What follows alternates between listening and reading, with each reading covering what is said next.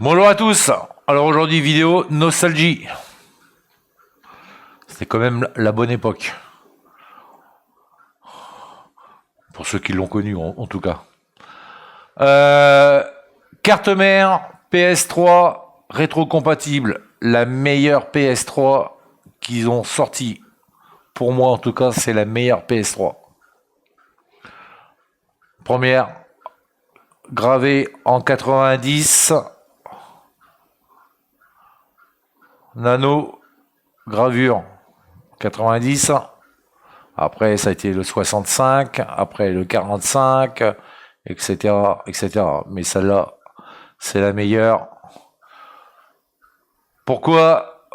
Parce que déjà, tout ce qu'elle permet de faire, rétrocompatible jeu PS1, rétrocompatible jeu PS2, ça c'est la version européenne. Alors c'est pas le vrai circuit, contrairement aux versions États-Unis et Japon.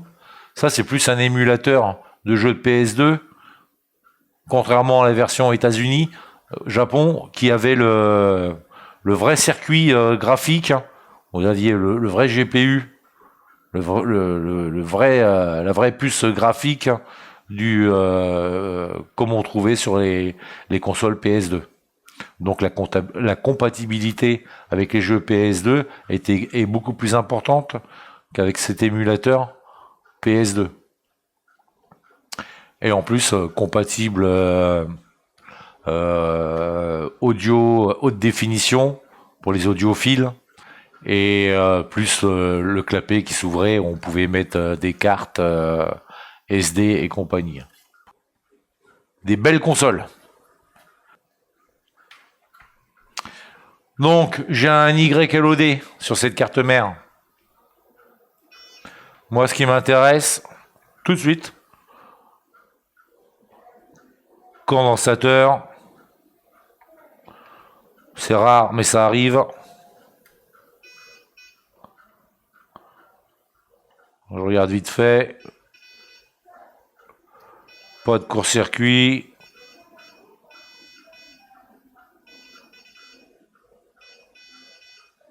Il n'y a pas de court-circuit.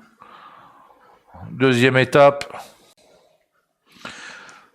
Donc à partir de là, maintenant je prends les valeurs au niveau des alimentations du CPU, cell et du RSX. Là au niveau des tokens.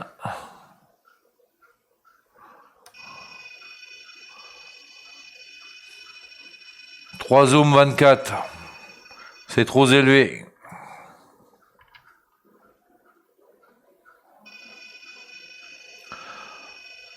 Un ohm 65, 66, c'est trop bas. Du RSX, le graphique, il est décollé. Donc maintenant, on va enlever le RSX, le rebiller,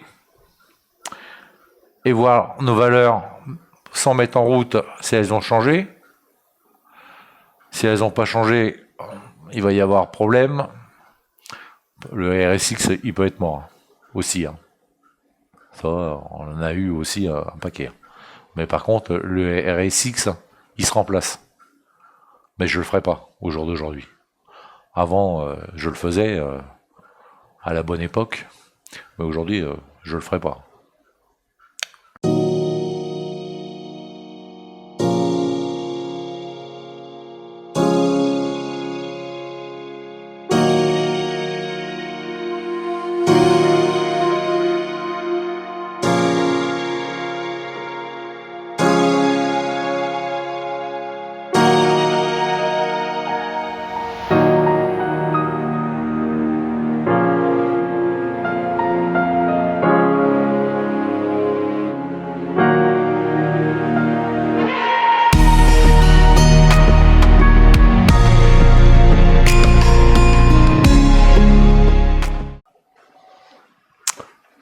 Voilà, dessoudé.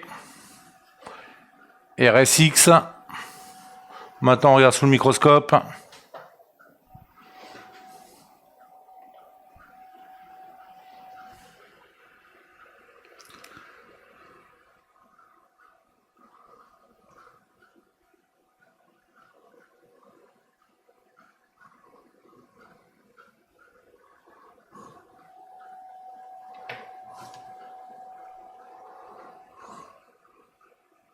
Celle-là, vu comment elle est aplatie, elle s'est décollée.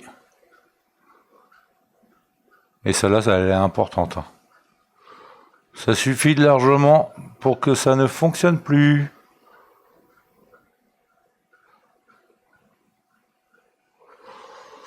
Ok. Maintenant, enlever le RSX.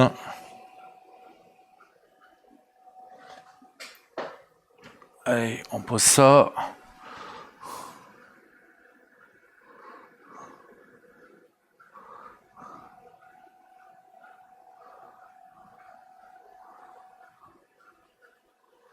Voilà. Et puis alors ça, il faut adapter un profil. Le profil pour ces cartes mères là. Les autres PS3 FAT génération en 65, ça supporte mieux la chaleur et les slim encore mieux. Mais ceux-là, il faut un bon profil parce que déjà la carte mère elle est énorme et il faut un bon profil pour les enlever sans les cloquer, hein, sans faire un effet popcorn. S'il y a un effet popcorn, c'est pas la peine de perdre votre temps. Ça peut refonctionner, mais dans le temps, ça va pas tenir. S'il y a déjà une cloque là, il faut que ça soit parfaitement rigide, ce qui est le cas.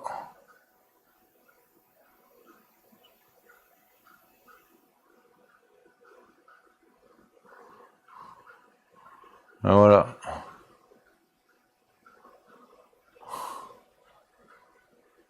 Notre YLOD, il vient de là.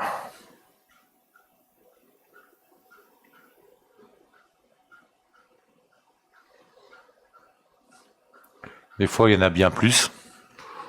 Tout dépend de l'utilisation.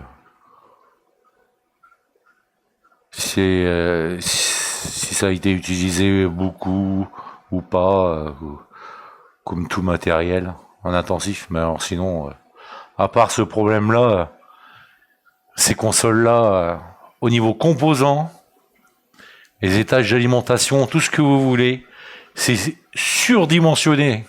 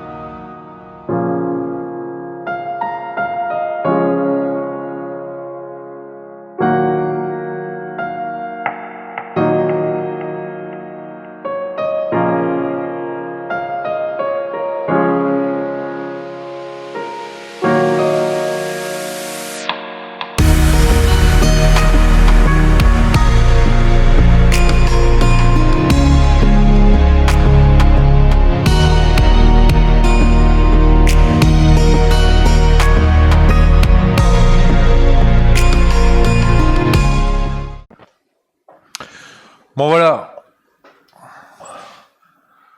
le RSX, il a été rebillé, remis en place, on a enlevé la plaque qui vient recouvrir le die du processeur Cell, parce que comme ça n'a jamais été fait, et qu'on a chauffé la carte mère, et peut-être même avant qu'elle tombe en panne, ça devait déjà le faire, mais là, avec un rebillage, on a chauffé la carte mère, ça se met à la ventilation, elle se met à fond au bout de 5-10 minutes. Hein. Ça, c'est garanti. Hein. Les deux plaques sont là, le sel, il est là. Ça va, alors ça va très bien enlever. Je sais pas s'il y a des outils qui se vendent. Enfin, moi, j'ai jamais acheté d'outils. Moi, c'est ça, depuis des années, que j'ai modifié et affûté pour découper le joint silicone autour. Et ça va très bien. Alors, si vous savez pas, parce que on en voit pas mal où le CPU cell il est mort parce que vous prenez pas le bon outil et vous coupez toutes les pistes sur le CPU. Hein. Alors des fois on peut le refaire, mais si on doit passer des heures pour réparer tout sur des PS3, c'est plus possible. Voilà, c'est pour ça. C'est comme le CPU cell. Même s'il est mort, on pourrait le remplacer par un autre avec plusieurs modifications. On pourrait le remplacer, mais c'est pareil. C'est pas rentable pour personne. Au niveau temps, il faudrait facturer cher et le client, ça revient trop cher à le faire. Mais on est obligé de facturer, sinon on perd trop de temps, quoi. C'est le temps, mais ça se fait aussi. Mais par contre, c'est comme les PS4, hein, quand on le faisait, hein, ça fait repartir à zéro la console. Hein. C'est-à-dire que les données sur le disque dur, si vous en aviez, c'est reformatage, renouvelle installation. Hein. PS3, PS4 et la PS5 ne doit pas déroger à la règle. Même si le SSD il est soudé. Hein. Bon voilà.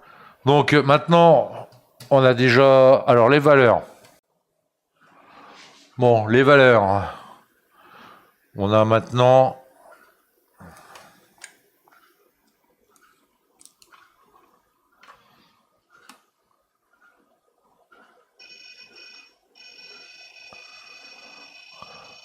« 3,14. Et maintenant sur le RSX, hein, on a 2 ohms. On a un peu plus de 2 ohms. Voilà. À 2 ohms passés, je suis pas inquiet. Pour ça que j'ai enlevé la plaque. Donc maintenant on va enlever tout le silicone. On va changer la pâte. On va remettre de la pâte. On va remettre un nouveau joint silicone. L'autre côté, sur les rames du RSX, c'est déjà gratté. On remettra de la pâte, ça par contre. Et de la pâte au milieu. Et on fera un essai. Bon voilà, PS3 rétrocompatible remonté. C'est plus vraiment rentable. Encore ce modèle-là, moi je trouve qu'il est rentable. Pour peu que ça n'a pas été mis au four, pour peu que ça n'a pas été reflot ou chauffé à l'air chaud. Hein. Alors ça, on oublie tout de suite. On voit ça, on referme, on renvoie chez l'expéditeur avec des frais. Hein. On arrête tout de suite. Hein. Bricolage comme ça, c'est pas la peine. Passer derrière, ça sera jamais fait correctement. Mais sur des cartes mères saines qui n'ont pas été touchées, il n'y a pas de souci.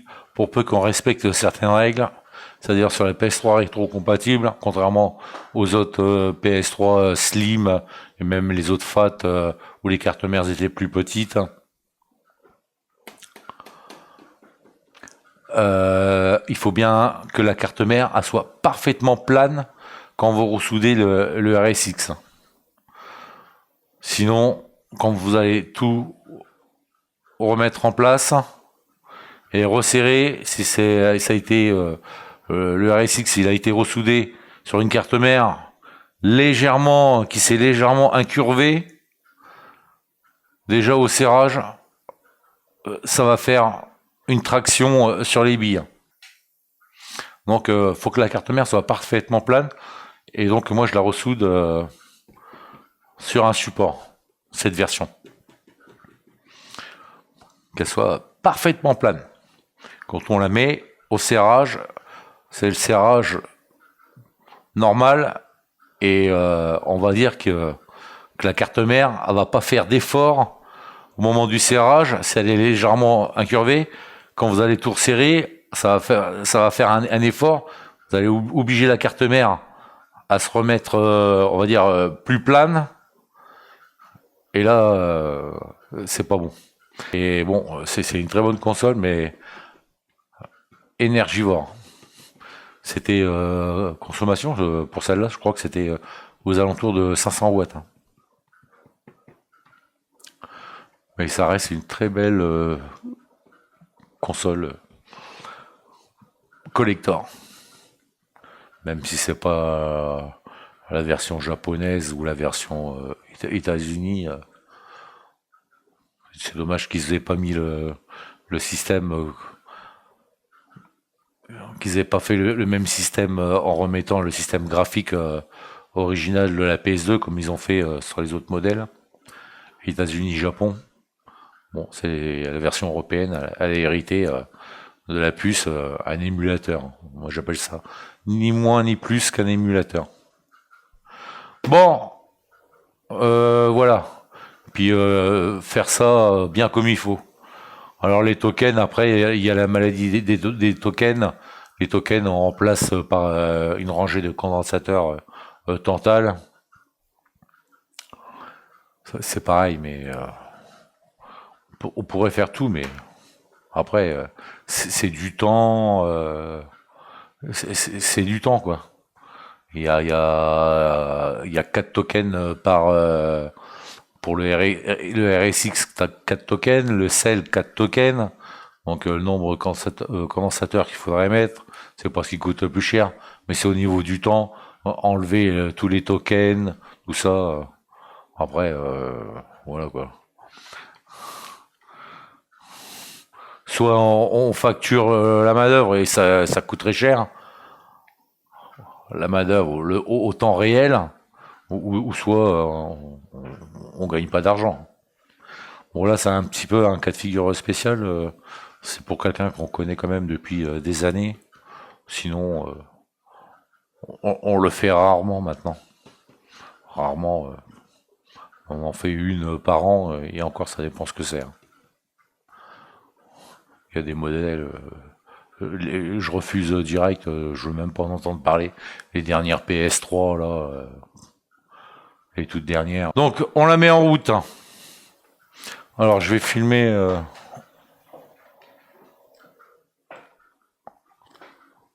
Je vais filmer l'image.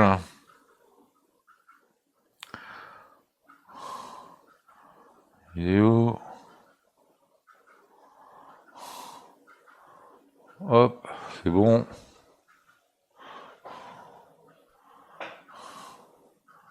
On va passer en extérieur.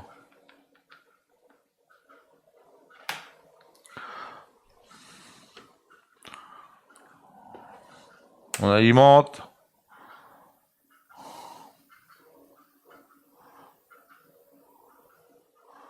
On met en route.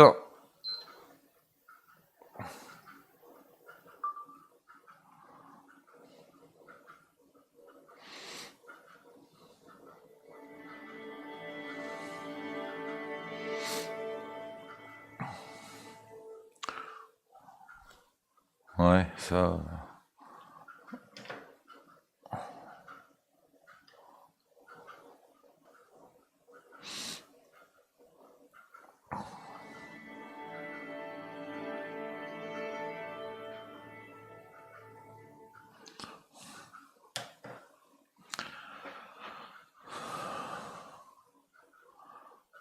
Et voilà.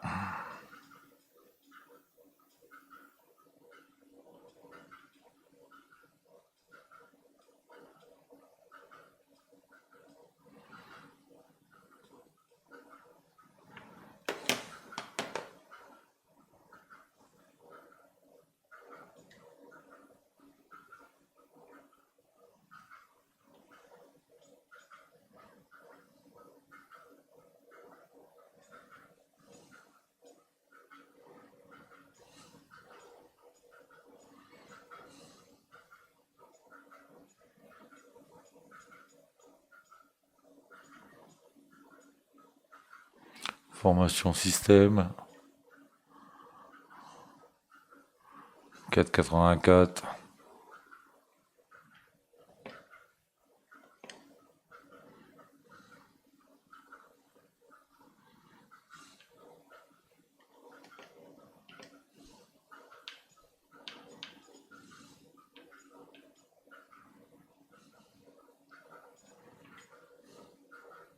Voilà.